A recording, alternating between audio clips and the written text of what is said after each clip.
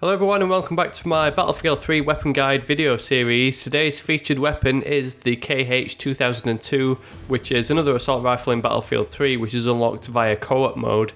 And it's one of the first weapons that you unlock in co-op with just needing a co-op score of 17,000. KH2002 is another burst weapon, with it being a 3-round burst alongside the M16A4.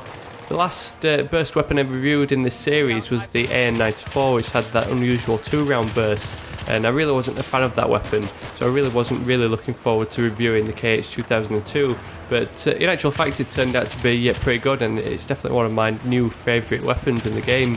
So let's get started and take a look at some of the general stats of the KH2002. Damage figures come in at high. It's the usual figures of 25 to 18.4. Although the recoil is pretty moderate, with the figures being a little higher than some of the other weapons, I actually found that the recoil wasn't too bad with the KH2002. I think it's because of that 3-round burst fire mode. It kind of makes you take care with your trigger finger, and it doesn't allow you to get out of control by just spraying in full auto. Capacity is the usual 31 rounds, that's 30 in the mag, leaving 1 in the chamber, and the rate of fire is a pretty respectable 800 rounds per minute. Obviously, being a 3-round burst weapon, it all depends if your trigger finger is fast enough to achieve this, but a great feature of the burst weapons in Battlefield 3 is that you can kind of overcycle the action so fast that it's almost like full auto fire mode.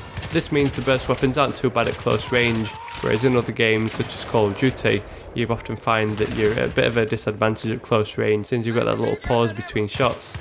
So the KH2002, I knew it was one of those weapons that a lot of people enjoyed using, but when I unlocked it in co-op mode I didn't really think anything of it, and I wasn't really looking forward to using it as part of this guide, but like I mentioned, as soon as I started gaming with it, I actually found that it was a pretty good weapon.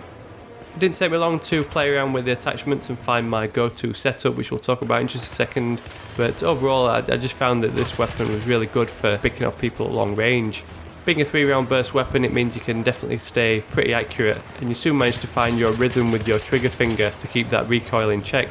I found myself having some great battles against snipers. All you really have to do is make sure your crosshairs are lined up, and it's just a case of feathering the trigger, and there's really no need to compensate for recoil. And not only is it good at long range with those super accurate shots, but it's also pretty good at close range in that you can just overcycle that burst mode and just spray away from the hip. But let's move on and take a look at some of my recommendations of attachments for your KH2002. Being a Russian weapon means you get the Russian style optics first of all, and the Cobra Red Dot sight has the advantage of the US reflex in that it's got a slimmer overall profile. You don't get this until 50 kills, but at least the iron sights are pretty adequate on the KH2002 to use until you acquire those 50 kills.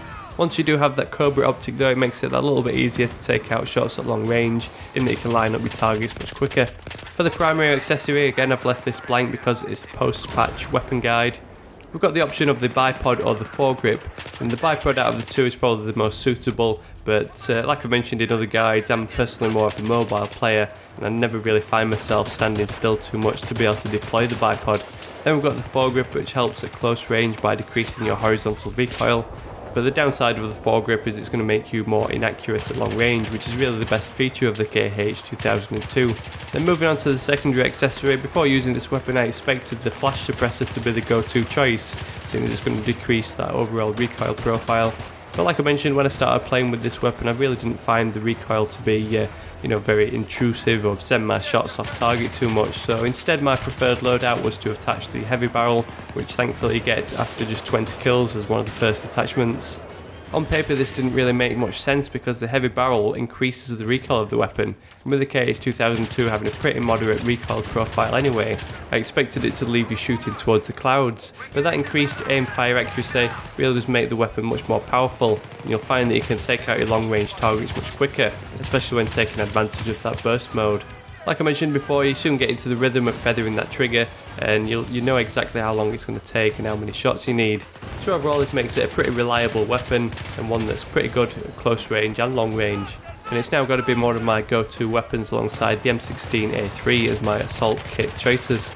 So that's about it for my guide to the KH2002. If you're a fan of this weapon, or if you just enjoyed my little review of it, please drop me a thumbs up on this video to help share it with your friends and give my videos overall more widespread exposure. If you've stumbled across my videos from YouTube search, don't forget to subscribe to stick around for plenty more of these Battlefield 3 weapon guides, as well as my new Battlefield 3 loadout series. Follow me on Twitter or Facebook if you want to be the first to know of any future uploads, so you don't miss out on anything through YouTube subscription fails. So thanks so much for watching, and I'll catch you all later.